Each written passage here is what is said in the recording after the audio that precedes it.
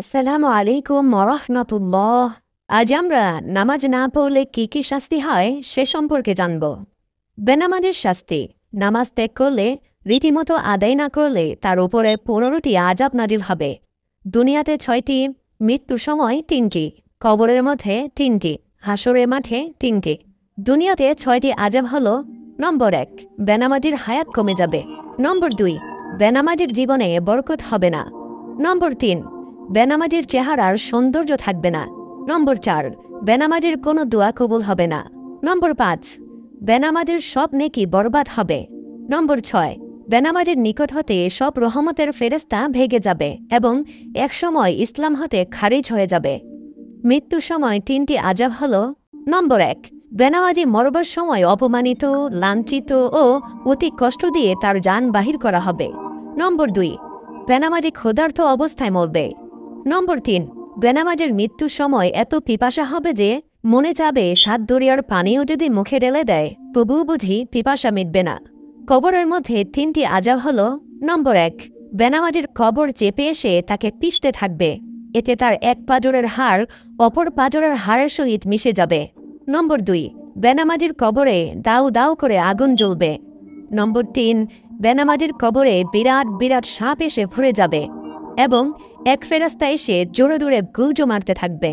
হাসরের মাঠে ৩টি আযাব হল: নম্বর ১, বেনামাজিকে আল্লাহ পাক গজবের সহিত ডাকবেন এবং বিরাট এক সাপ এসে তাকে খুঁজতে থাকবে।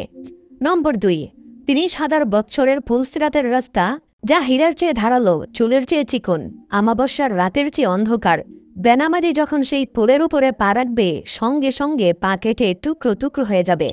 নম্বর ২, বেনামাজির জন্য ওয়ারি নামক দোজক ঠিক করে রেখেছেন।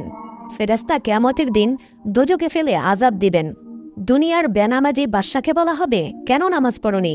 সে বলবে, ব্যস্ততার জন্য সময় পাইনি। বলা হবে, সুলাইমান আলাইহিস সালাতু ওয়াস সালাম সারা বিশ্বের রাজত্ব পেয়েও কোনোদিন নামাজ ছাড়েননি। তুমি মিথ্যা ওজর করছো। হে ফেরেস্তারা, ওকে জাহান্নামে নিয়ে যাও। রুগী বলবে, রোগের জ্বালায় নামাজ পড়তে পারিনি। বলা হবে, আইয়ুব আলাইহিস সালাতু ওয়াস সালামকে ১৮ বৎসর পোকায় খেয়েছে, তবুও সে নামাজ ছাড়েনি। তুমি মিথ্যা ওজর করছো। হে ফেরেস্তারা, ওকে জাহান্নামে নিয়ে যাও। আরেকজনে বলবে, সন্তান অনেক ছিল, তাদের সেবায় ব্যস্ত ছিলাম। বলা হবে, ইয়াকুব আলাইহিস সালাতু ওয়াস সালামের ছেলে মেয়ে তোমার চেয়েও বেশি ছিল।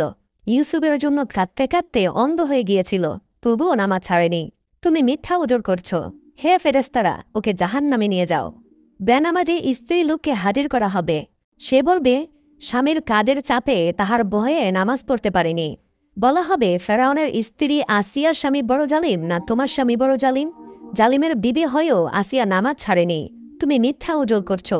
হে ফেরেস্তারা, ওকে জাহান্নামে নিক্ষেপ করো। আমাদের নবী হজরত মুহাম্মদ সাল্লাল্লাহু আলাইহি ওয়াসাল্লাম বলেন, বেনামাজির ২ হাত জিনজির দ্বারা বাঁধা হবে, অতঃপর ফেরেস্তাগণ তার মুখমণ্ডলে ও পৃষ্ঠে আঘাত মারতে থাকবে। তখন বেহেশত তাকে ডেকে বলবে, ওহে আল্লাহর শত্রু, আমার সহিত তোমার কোনো সম্পর্ক নেই, আমিও তোমার নই এবং তুমিও আমার নও। তখন দোজক তাকে ডেকে বলবে, আসো আসো, আমার নিকট আসো, আমি তোমার, তুমি আমার। হাদিসে আল্লাহ নবী সাল্লাল্লাহু আলাইহি ওয়াসাল্লাম বলেন, জাহান্নামে লমলম নামে একটি জায়গা আছে, দেখতে উটের গর্দানের মতো দেখায় এবং ১ মাসের পথের নেই দীর্ঘ ভয়ঙ্কর ভয়ঙ্কর সাপ দ্বারা ওই জায়গাটা পরিপূর্ণ। সেখানে বেনামাজিদেরকে ফেলে দেওয়া হবে। লক্ষ লক্ষ ভয়ঙ্কর সাপ বেনামাজিদেরকে পেঁচ দিয়ে ধরে মনের আনন্দে দংশন করতে থাকবে।